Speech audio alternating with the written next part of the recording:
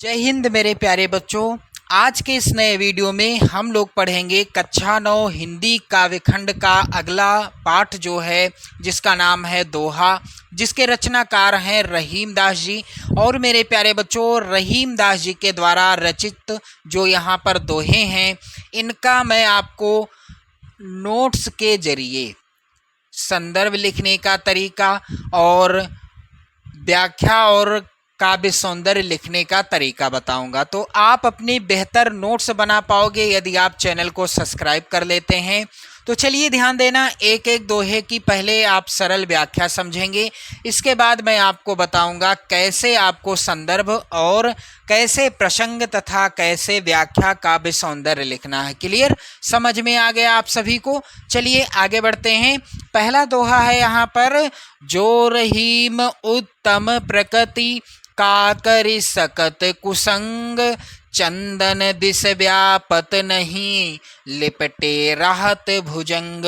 प्रस्तुत दोहे में कविवर रहीम दास जी ने उत्तम प्रकृति यानी अच्छे स्वभाव वाले तथा अच्छे चरित्र वाले मनुष्य के बारे में बताया है कि जो रहीम उत्तम प्रकृति का करि सकत कुसंग। कविवर रहीम दास जी कहते हैं कि जो उत्तम स्वभाव और दृढ़ चरित्र वाले व्यक्ति होते हैं, जो रहीम उत्तम प्रकृति यानी जो उत्तम और दृढ़ चरित्र वाले व्यक्ति होते हैं, का करि सकत कुसंग, बुरी संगत में रहने पर भी उनके चरित्र में विकार उत्पन्न नहीं होता। जो उत्तम चरित्र वाले और जो अच्छे स्वभाव वाले व्यक्ति होते हैं, यदि उनको कभी भी बुरी संगति से पाला पड़ता है या बुरी संगति में वह पड़ते हैं, तो उन पर किसी प्रकार का कोई भी विकार नहीं होता, यानी बुरी संगत का उन पर कोई प्रभाव नहीं पड़ता। क्यों? क्योंकि जिस प्रकार से चंदन विष व्यापत नहीं लिपटे राहत भुजंग।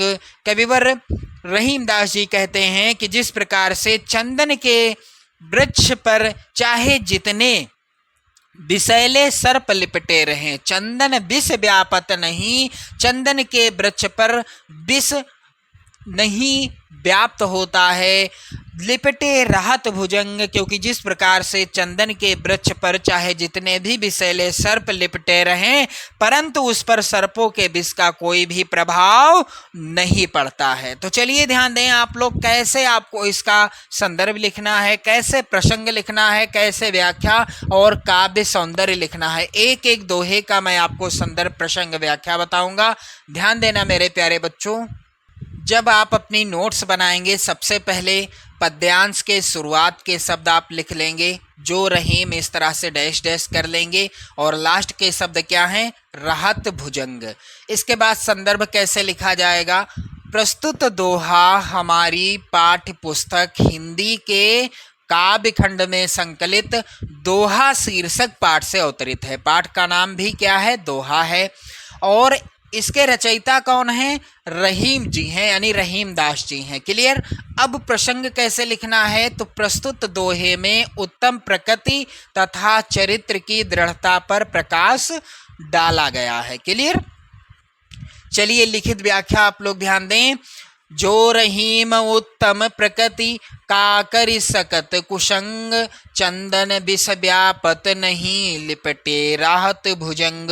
कविवर रहीम दास जी कहते हैं कि जो उत्तम स्वभाव और दृढ़ चरित्र वाले व्यक्ति होते हैं, बुरी संगत में रहने पर भी उनके चरित्र में विकार उत्पन्न नहीं होता है, यानी उस बुरी संगत का उन पर कोई प्रभाव नहीं पड़ता है। क्योंकि जिस प्रकार से चंदन के वृक्ष पर चाहे जितने भी विषैले सर्प लिपटे रहें, परंतु उस पर सर्पों के विष का प्रभाव, यानी चंदन के वृक्ष पर उन सर्पों के विष का प्रभाव नहीं पड़ता है, वैसे भी सज्जनों पर, वैसे ही सज्जनों पर दुर्जनों की संगत का कोई प्रभाव नहीं पड़ता है। क्लियर, समझ में आ गया? आपने देख लिया कैसे लिखना है आपको व्याख्या। चलिए काव्य सौंदर्य भी आप लोग देख लें कैसे लिखना है। दृढ़ चरित्र और उत्तम स्वभाव वाले व्यक्तियों के चरित्र पर बुरे चरित्र वाले व्यक्ति के बुरे आचरण का प्रभाव नहीं होता है। दूसरा है भाषा। तो प्रस्तुत दोहे की भाषा क्या है? ब्रज भाषा है। यहाँ पर कौन सा रस है? शांत रस है। छंद कौन सा है? दोहा छंद है। अलंकार यहाँ पर दृष्टांत अलंकार है। क्लियर मेरे प्यारे बच्चों? चलिए ध्यान देना, दूसरा दोहा है यहाँ पर, रहीमन प्रीति सराहिए मिले होत रंग दून, ज्यों जरदी हरदी तजय तजय सफेदी चून। प्रस्तुत दोहे में कविवर रहीम ने सच्ची प्रीति यानी सच्चे प्रेम की विशेषता पर प्रकाश डाला है। क्या कहते हैं कविवर रहीम दास जी कि सच्चा प्रेम कैसा होना चाहिए, किसे सच्चा प्रेम समझना है? तो कविवर रहीम दास जी कहते हैं, रहीमन प्रीति सराहिए मिले होत रंगदून। यानी कविवर रहीम दास जी कहते हैं कि उसी प्रेम की प्रशंसा करनी चाहिए। रहीमन प्रीति सराहिए, उसी प्रेम की प्रशंसा करनी चाहिए जिसमें मिले होत रंगदून, यानी जिसमें दोनों प्रेमियों का प्रेम मिलकर दुगना हो जाता है। मिले होत रंगदून यानी जिसमें दोनों प्रेमियों का प्रेम मिलकर दुगना हो जाता है। ज्यों जरदी हरदी तजय तजय सफेदी चून। दोनों प्रेमी अपना अलग अलग अस्तित्व भूलकर एक दूसरे में समाहित हो जाते हैं। जिस प्रकार से हल्दी पीली होती है, ज्यों जरदी हरदी तजय, हल्दी कैसी होती है? पीली होती है। और चूना कैसा होता है? सफेद होता है। परंतु दोनों जब मिलते हैं तो एक नया रंग बना देते हैं, यानी लाल रंग बना देते हैं। हल्दी अपने पीलेपन को और चूना अपने सफेदपन को छोड़ देता है। ज्यों जरदी हरदी तजय तजय सफेदी चून, यानी हल्दी जो है अपने रंग को छोड़ देती है, सब चूना भी अपने सफ़ेद रंग को छोड़ देता है। जब दोनों मिलते हैं तो एक नए रंग को बना देते हैं। इसलिए ऐसा प्रेम होना चाहिए जो उच्च कोटि का हो, यानी जो प्रेमी प्रेमिका यदि मिलते हैं तो उनका जो है प्रेम दुगना हो जाए। क्लियर? तो चलिए ध्यान देना कैसे लिखना है संदर्भ, प्रसंग और व्याख्या। मेरे प्यारे बच्चों, सबसे पहले आप इस तरह से शुरुआत के शब्द और लास्ट के शब्द को लिख देना। संदर्भ वैसे ही रहेगा। प्रस्तुत दोहा हमारी पाठ्य पुस्तक हिंदी के काव्यखंड में संकलित दोहा शीर्षक पाठ से अवतरित है, जिसके रचयिता कविवर रहीम जी हैं। क्लियर? अब इसका प्रसंग क्या होगा? प्रस्तुत दोहे में सच्ची प्रीति की विशेषता पर प्रकाश डाला गया है। क्लियर मेरे प्यारे बच्चों? अब देखो इसका जो है व्याख्या कैसे लिखनी है आपको। रहीमन प्रीति सराहिए मिले होत रंगदून, ज्यों जरदी हरदी तजय तजय सफेदी चून। मेरे प्यारे बच्चों, कविवर रहीम कहते हैं कि उसी प्रेम की प्रशंसा करनी चाहिए जिसमें दोनों प्रेमियों का प्रेम मिलकर दुगना हो जाता है। दोनों प्रेमी अपना अलग अलग अस्तित्व भूलकर एक दूसरे में समाहित हो जाते हैं। जैसे हल्दी पीली होती है और चूना सफ़ेद, परंतु दोनों मिलकर एक नया यानी लाल रंग बना देते हैं। हल्दी अपने पीलेपन को और चूना सफ़ेदी को छोड़कर एक रूप हो जाते हैं। काव्य सौंदर्य ध्यान देना आप लोग। सच्चे प्रेम का स्वरूप दोनों प्रेमियों का एक रूप हो जाना है, यानी सच्चा प्रेम वही है जिसमें दोनों प्रेमी एक हो जाएं।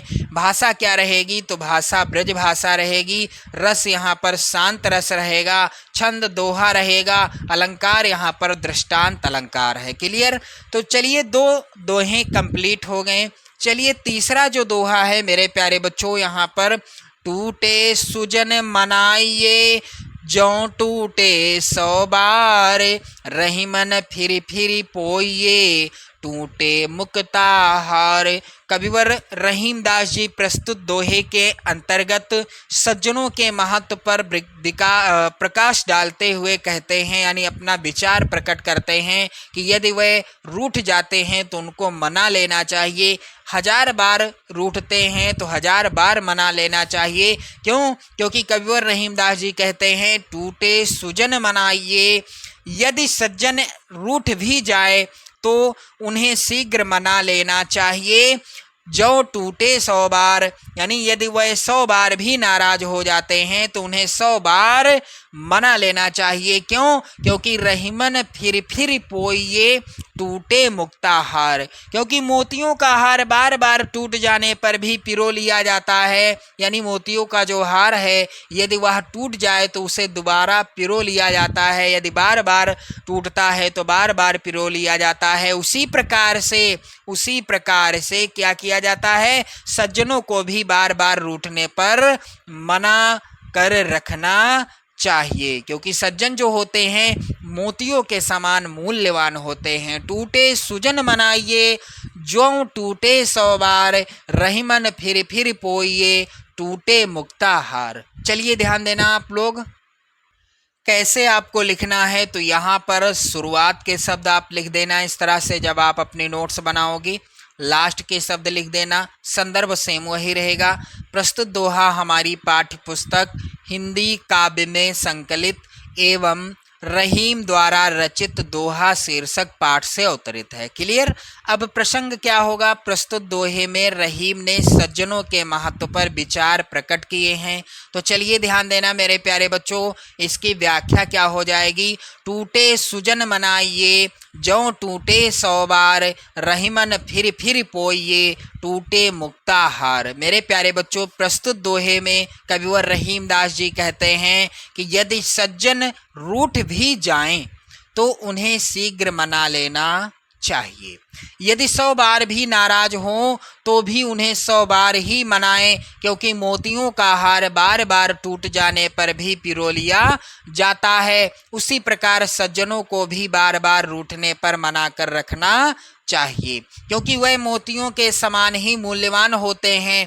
काव्य सौंदर्य आप लोग ध्यान देना, यहाँ इस नीति की शिक्षा दी गई है कि हमें अपने रूठे हुए मित्रों को मना लेना चाहिए। भाषा क्या रहेगी, तो दोहे की भाषा ब्रज भाषा है, रस शांत रस है, छंद दोहा छंद है, अलंकार दृष्टांत अलंकार है। क्लियर?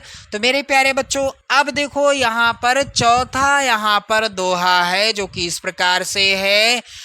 रहीमन असुआ नयन ढरी, जिय दुख प्रकट करे, जाहि निकारो गेहते, कस न भेद कही दे। मेरे प्यारे बच्चों, इस दोहे में कविवर रहीम का मत है कि घर से निकाला जाने वाला हर व्यक्ति घर का भेद खोल देता है, यानी घर का भेदी लंका ढाए। आपने सुना है इस कहावत को, तो यहाँ पर ध्यान देना। रहीमन यसुआ नयन ढरी, रहीमदास जी कहते हैं कि आंसू आंखों से निकलते ही मन के सारे जिए दुख प्रकट करे, यानी जिए अर्थात मन के सारे दुख को प्रकट कर देते हैं। यानी क्यों दुखी हुआ है, मन दुखी है या प्रसन्न है, जैसे ही आंखों में आंसू आएंगे ये सब प्रकट हो जाएगा।